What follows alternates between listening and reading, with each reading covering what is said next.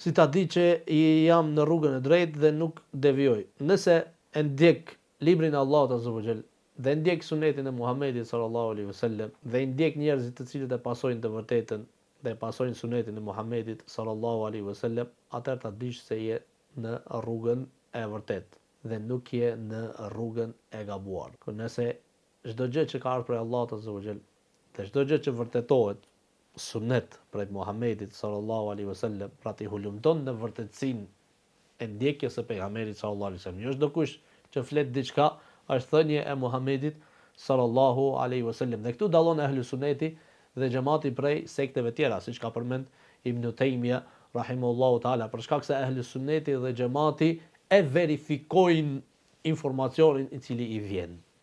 Çdo send që thuhet, çdo fjalë që thuhet i veshet pejgamberit sallallahu alaihi wasallam është fjalë e tij. Mirpo ne e shohim në librat bazë të ehli sunnetit dhe xhamatit. Dhe çka ka thonë dietarët e ehli sunnetit dhe xhamatit për këto fjalë, për këto vepra, a janë prej praktikës së pejgamberit sallallahu alaihi wasallam apo nuk janë?